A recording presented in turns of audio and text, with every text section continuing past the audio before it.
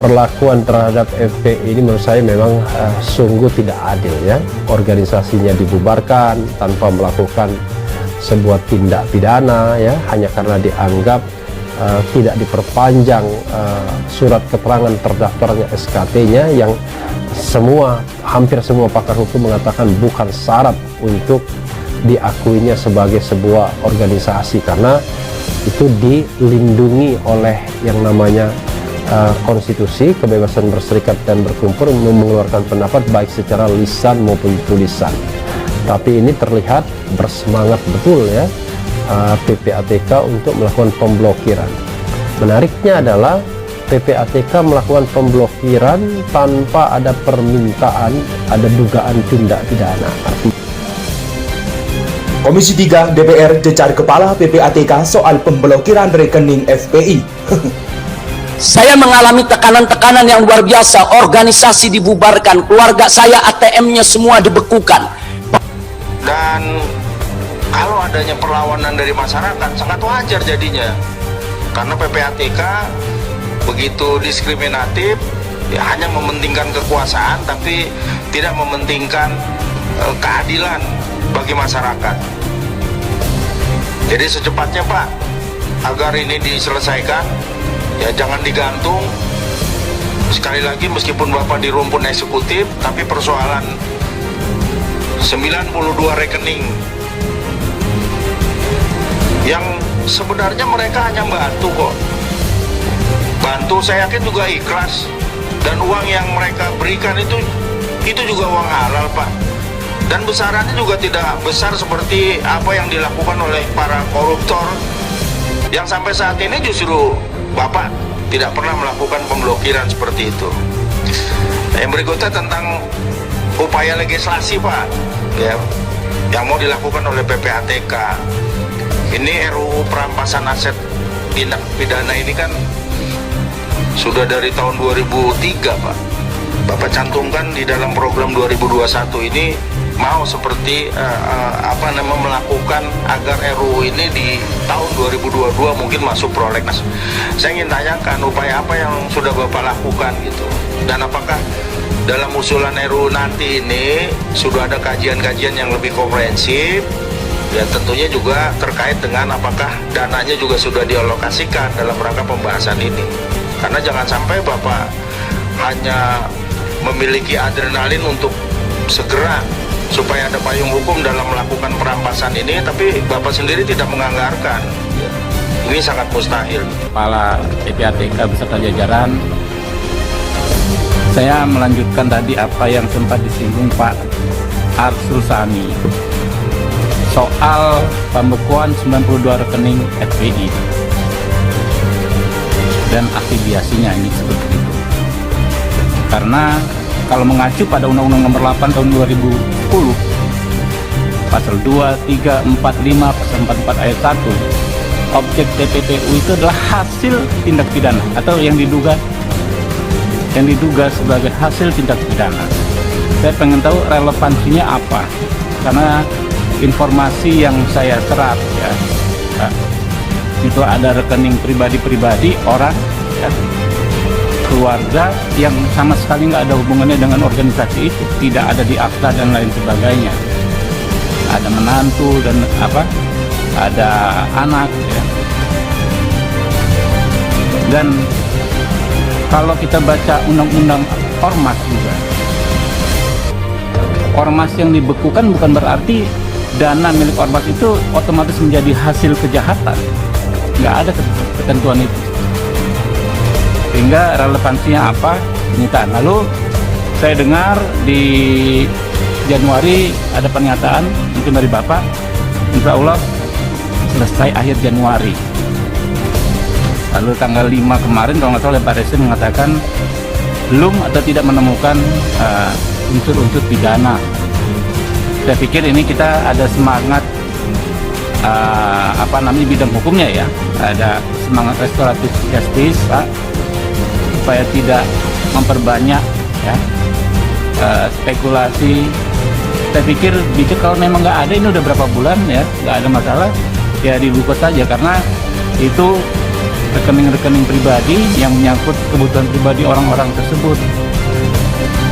Ya, kasihan sekali ya, sama seperti kita misalnya dana kita hanya ada di rekening tersebut.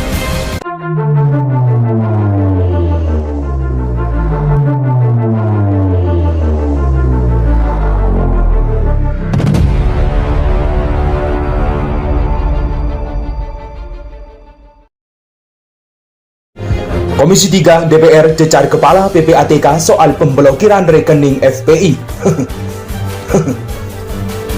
Tribunnews.com Jakarta. Komisi 3 DPR RI menggelar rapat dengar pendapat dengan Kepala Pusat Pelaporan dan Analisis Keuangan atau PPATK, Dian Ediana Rai.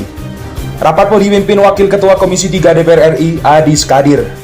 Dalam rapat tersebut, Kepala PPATK dicecar soal pemblokiran rekening milik Front Pembela Islam. Kritik itu datang dari anggota Komisi 3 DPR RI fraksi PP Arsul Yani. Arsul mengkritik PPATK yang beberapa waktu lalu menyampaikan kepada publik terkait pemblokiran 92 rekening FPI. Wakil Ketua MPR RI itu mengkritik begitu bersemangat PPATK menyampaikan itu ke publik.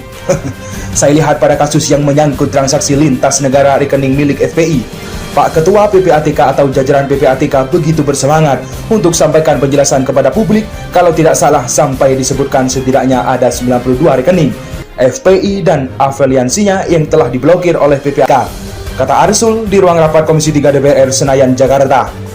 Lantas, Arsul menyinggol PPATK yang disebut tidak melakukan hal yang sama pada kasus korupsi Jiwasraya dan Asabri. Arsul mempertanyakan sikap PPATK yang tidak bertindak sama dengan pemblokiran rekening FPI. Padahal pada kasus misalnya Jiwasraya Asabri, PPATK tidak lakukan hal yang sama. Ini jadi konkret kami terus terang. Saya tidak tahu apakah pada Jiwasraya dan Asabri banyak bersangkut juga dengan yang ada di pemerintahan atau yang pernah ada di pemerintahan atau bahkan yang ada di dunia politik. Nada kritikan juga disampaikan anggota Komisi 3 fraksi Partai Gerindra, Habibur Rahman. Habibur Rahman menjelaskan berdasarkan Undang-Undang Nomor 8 Tahun 2010, tidak ada referensi antara 92 rekening FPI dengan tindak pidana. Dia menyebut itu merupakan rekening yang tidak berhubungan dengan organisasi FPI. Karena kalau pengacu pada Undang-Undang Nomor 8 Tahun 2010, Pasal 2, 3, 4, 5, Pasal 44 Ayat 1, objek TPU itu adalah hasil tindak pidana atau yang diduga hasil tindak pidana. Saya mau tanya, relevansinya apa? Karena informasi yang saya serap itu ada rekening pribadi orang. Kalau orang yang sama sekali tidak ada hubungannya dengan organisasi itu, tidak ada akta dan kebaiknya. Ada menantu, ada anaknya. Begitulah ucapnya. Lebih lanjut, Habibur Rahman menilai berdasarkan laporan Baris Krim Polri tidak ada sama sekali ditemukan tindak pidana terkait rekening tersebut. Tanggal 5 kemarin Baris Krim menyatakan belum atau tidak temukan unsur-unsur pidana. Saya pikir ini semangat bidang hukumnya, restoratif justice, sehingga tidak memperbanyak spekulasi. Saya pikir bijak kalau memang tidak ada ini udah beberapa bulan nggak ada masalah yang bukan saja. Karena itu rekening-rekening pribadi yang menyangkut kebutuhan orang tersebut. Begitulah pungkasnya.